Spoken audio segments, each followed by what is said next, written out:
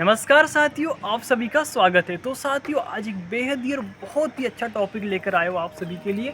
जो साथियों आईटी वाले, इलेक्ट्रिकल वाले जितने भी बंदे हैं, उन लोगों के लिए स्पेशली ये टॉपिक है कि जो ट्रांसफार्मर होता है, क्या होता है, कैसे वर्क करता है, उसके बारे में। ठीक है, क्योंकि साथियों जो आईटी वाले बंदे होते हैं उनको अपना जो थ्योरी ये होता है साथियों ट्रांसफार्मर का, वो तो सब पढ़ ही लेते हैं, लेकिन उसका जो प्रैक्टिकल होता है तथा उनके जो पार्ट्स के नेम होते हैं उसके बारे में आपको यहाँ पे मैं बताऊंगा। ठीक है, थोड़ा पास में आइएगा, है ना।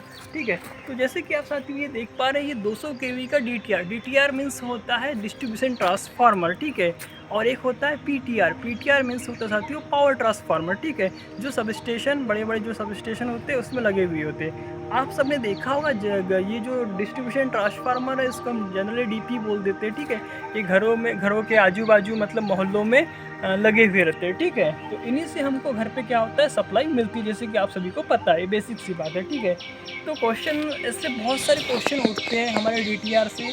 इसकी कोर काय की बनी होती है, बुशिंग्स काय की बनी होती है, एलटी बुशिंग कौन सी होती है, डायफ्राम कौन सा होता है, कंजर्वेटर टैंक कौन सा होता है, रेडिएटर कौन सा होता है, मेन टैंक कौन सा होता है, बहुत सारे पार्ट होते हैं। और जो बड़े ट्रांसफार्मर लगे होते हैं उसमें सेफ्टी के लिए भी क्या लगा होता है, बकोज रिले लगा होता है, इसका क्या काम होता है, मतलब क्या क्या चीज़ें लगी होती है। तो ठीक है, तो देखिए साथियों, ये मैं आपको बताया डिस्ट्रीब्यूशन ट्रांसफार्मर है, इसमें देख पा रहे हैं ये क्या है साथियों, ये इसके रेडिएटर्स है। इनका क्या वर्क होता है आपको यह भी पता होना चाहिए।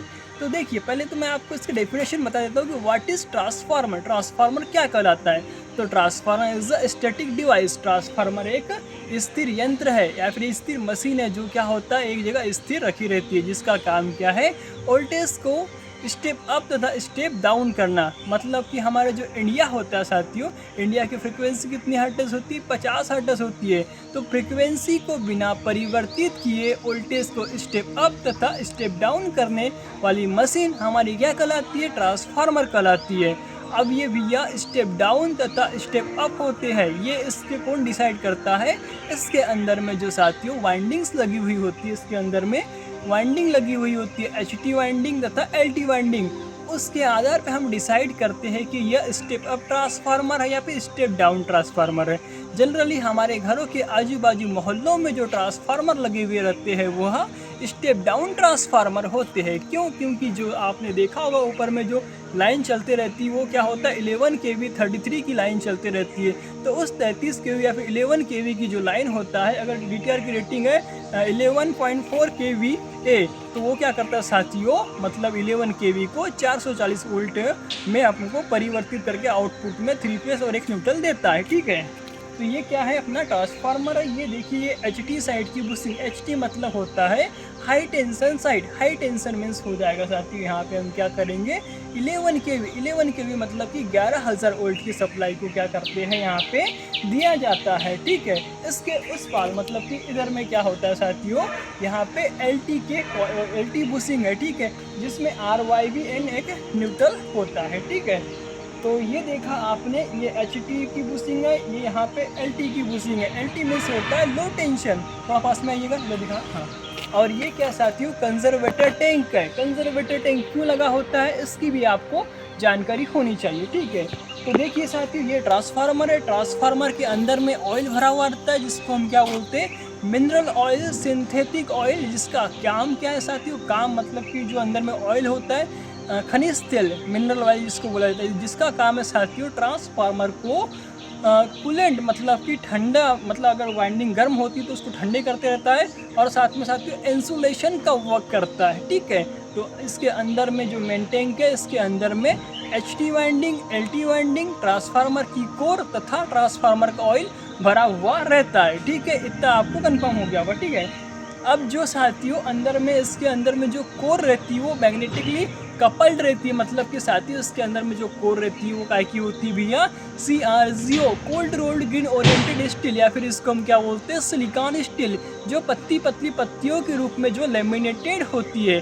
जिसकी थिकनेस साथियों 0.35 से 0.5 mm होती है। ठीक है, तो जैसे कि मैंने इसमें निकाल के रखा हूँ आपको बताने के लिए साथियों कि ये जो होती है इसको बोलते हैं हम CRGO या फिर सिलिकॉन स्टील की पतली पत्तियाँ, जिसको लेमिनेटेड करके क्या करते हैं हम साथियों, इसके अंदर में लगा के रखते हैं। लेमिनेशन इसलिए किया जाता है ताकि हमारा जो एडी करंट लॉस होता है वह कम हो जाए। ठीक है, लॉस के बारे में कभी बताऊँगा, तो एडी करंट क्या होता है, कॉपर लॉस क्या होता है, उसके बारे में भी फिर नेक्स्ट वीडियो में कभी जानेंगे, ठीक है।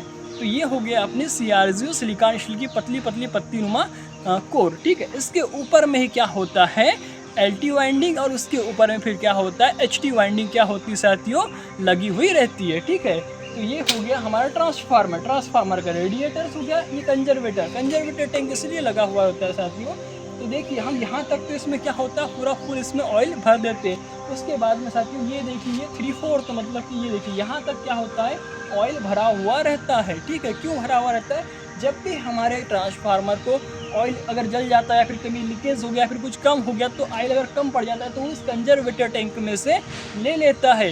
या फिर जब गर्मी का समय होता है साथियों, ऑयल क्या होता है, उड़ जाता है, कुछ क्षय हो जाता है, तो यहाँ से लेते रहता है, ठीक है। तो ये यहाँ से देखिए ऑयल को यहाँ से हम डालते हैं, ठीक है, यहाँ से हम डालते हैं ना।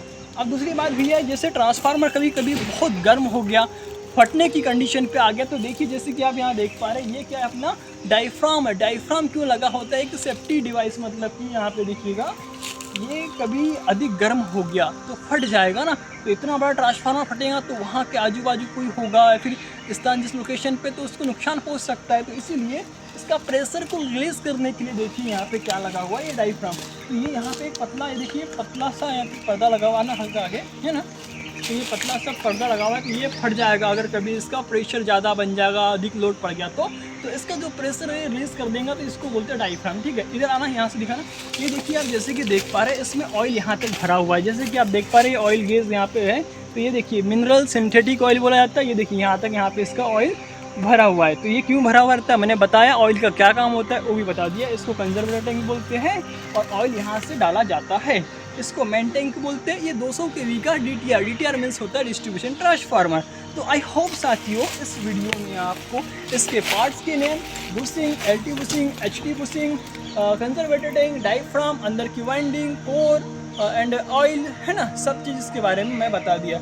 रही बात साथियों लॉसेस के बारे में, तो किसी अन्य वीडियो में बताऊंगा। और जो ट्रांसफार्मर्स होता है उसकी जो रेटिंग होती है वो काय में होती है भैया, KVA में होती है। KVA मीन्स होता है किलो वोल्ट एम्पियर।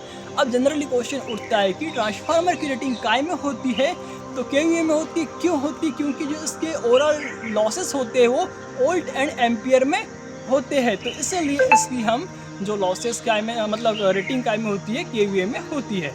तो आई होप वीडियो आपको अच्छा लगा हो, तो प्लीज़ जल्दी लाइक करिएगा और चैनल को भी सब्सक्राइब करिएगा। तब तक के साथ ही आप सबको मेरा प्यार भरा धन्यवाद।